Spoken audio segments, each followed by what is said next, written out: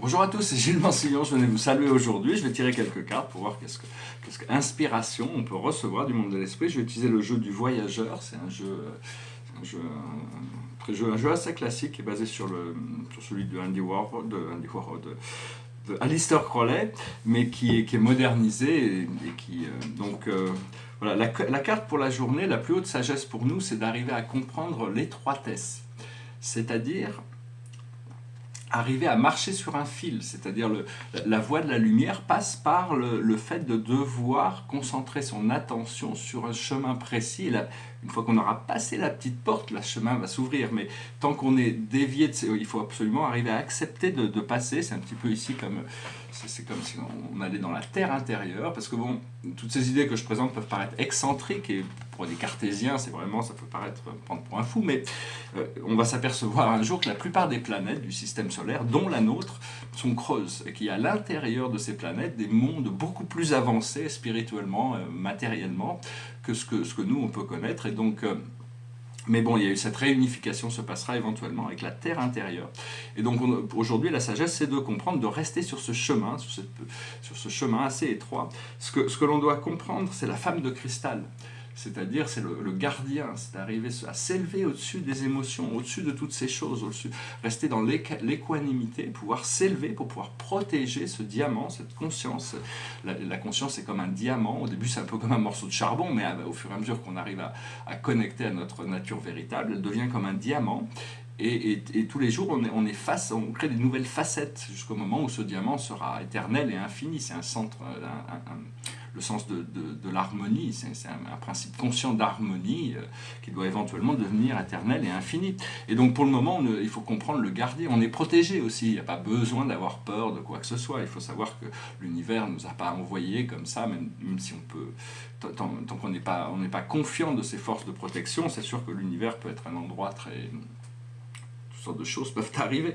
Ce que l'on doit faire, c'est le joueur, c'est le player, c'est arriver à s'amuser, c'est profiter de la vie, c'est être comme un enfant. Pour les enfants, redéfinissent leur réalité tous les jours. Ils n'ont pas forcément d'idées. Ils doivent s'adapter aux idées de la société éventuellement, et après ils oublient qu'ils avaient le pouvoir de création quand ils étaient enfants. Mais ça ne veut pas dire d'être enfantin, et ça ne veut pas dire de faire des enfantillages. Il faut être mature, mais rester dans l'innocence, la découverte, savoir que bon, on ne sait pas grand-chose, donc il y a tant de choses à découvrir. Seulement bon, le principe c'est qu'on passe d'un monde exotérique, un monde extérieur, à un monde isotérique, un monde intérieur. Donc ce monde intérieur, on n'a pas vraiment encore, on ne le connaît pas encore. Donc il faut prendre son temps et continuer à cultiver cette connexion avec notre cœur pour suivre la guidance de l'esprit, parce que une fois qu'on est connecté avec notre cœur, on choisit de suivre la voie du cœur. Et c'est notre seul guide, seul maître. La vie est notre maître, quoi. Tout ce qui vient de la vie est là pour nous apprendre quelque chose, nous enseigner. Et le message général pour nous, c'est le régénérateur. Ici, c'est le sage de coupe. Donc c'est vraiment savoir que bon, quand un flow un cycle est fini, il y a toujours une régénération.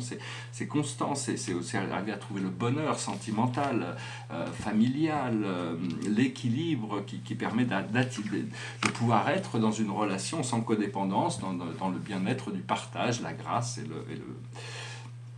donc voilà, c'est une journée importante, hein. Il y a toutes sortes de transmutations qui sont en train de se passer. Je voulais parler très brièvement un peu d'art.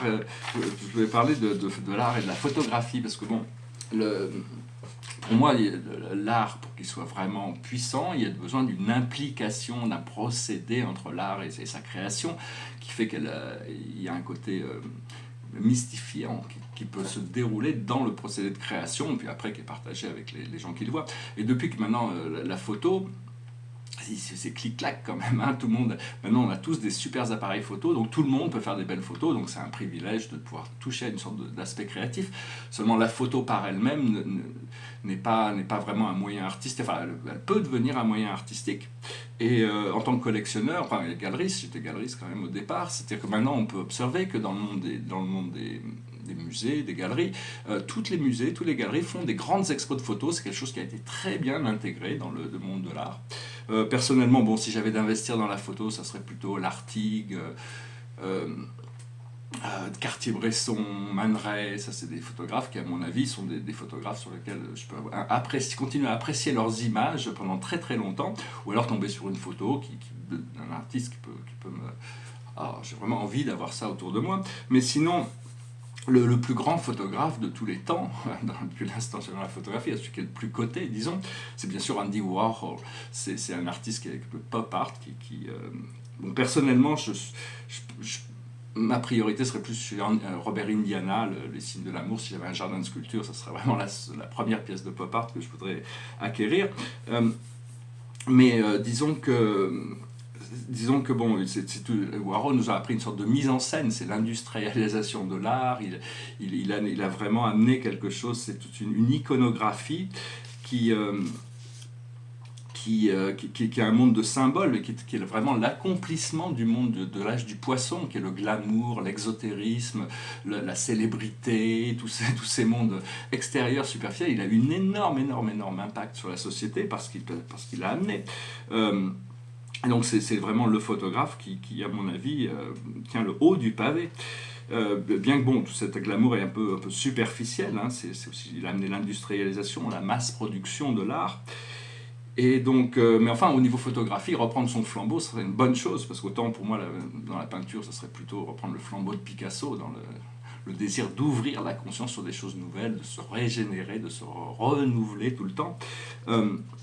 Cela dit, bon, personnellement aussi, Andy Warhol, ce que j'aime, mon beau-père en avait plusieurs, donc je ne vais pas rentrer dans les anecdotes, mais c'est assez agréable à vivre, les Andy Warhol. Mais disons que bon, ces œuvres majeures valent le prix d'un grand Picasso ou d'un grand Caravage, quoi. Donc bon, alors que bon, chez les publicitaires, il y avait aussi René Magritte, qui vaut 10 fois moins cher, mais qui est aussi, pour moi aussi important que Warhol, même s'il a eu moins d'influence. Puis il y a beaucoup de peintres qui sont, à mon avis, sous-estimés dans le milieu de l'art, comme Max Ernst ou even Salvador Dali, qui était tellement fou que maintenant son art n'est pas vraiment considéré comme très très sérieux. Enfin, c'est quand même collectionnable, c'est quand même prisé, mais enfin, on peut acheter 20 Dali pour le prix d'un Picasso. Ça ne veut pas dire que...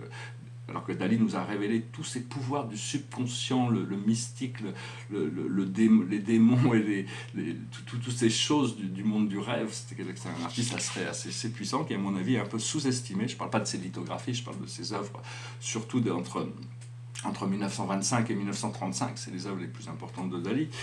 Tous les artistes ont des périodes très importantes. La même chose chez Andy Warhol, c'est les grands collectionneurs de Warhol chercheront à accéder, à acheter les toiles des années 60 parce qu'il peignait lui-même à la main. Après, c'est devenu une sorte de factory, donc c'est la masse production, il ne touchait plus, quoi. Il n'avait plus besoin d'y toucher.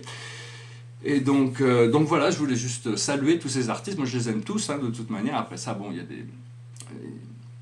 on a tous des goûts différents, des perceptions différentes. Et, je vais finir avec une chanson qui est une chanson d'un grand artiste qui s'appelle David Bowie, qui a écrit à propos de Andy Warhol. It goes like this.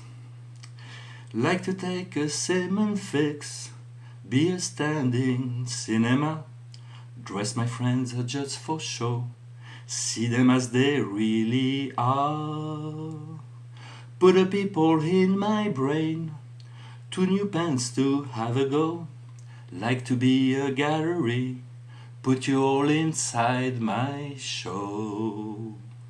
Andy Warhol looks a scream, hang him on my wall. Andy Warhol silver screen can't tell them apart at all. Andy walking, Andy tired, Andy take a little snooze, tie him up when he's fast asleep, send him on a pleasant cruise. When he wakes up on the sea, Big Sure he thinks it's me and you. He thinks about paint and he thinks about glue, what a jolly bore anything to do. Andy Warhol looks a scream, hang him on my wall. Andy Warhol silver screen can't tell them apart at all. Voilà, je vous remercie pour tout. Je vais bientôt revenir à la photographie. Moi, j'avais étudié la photographie quand j'étais jeune. C'était vraiment la décoration, le design intérieur, la publicité et la photographie. Après ça, je suis arrivé à Los Angeles, mon beau-père m'a expliqué que c'était bien quoi que je voulais le faire, il valait mieux étudier les beaux-arts et après pouvoir choisir. Ça me permettra d'avoir plus de choix, donc je suis parti dans les beaux-arts.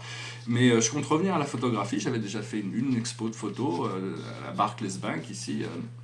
À Caen, mais bon, j'en ai pas vendu. Puis dans un sens, je pense que je n'étais pas vraiment prêt dans la présentation parce qu'il y a toute une mise en scène à faire dans la photo et je pense que c'est un domaine qui m'intéresse bien. Donc voilà, je vais pouvoir bientôt m'y remettre et donc je vous présenterai ça quand le temps viendra. Je vous remercie, je vous souhaite une excellente journée. Namasté.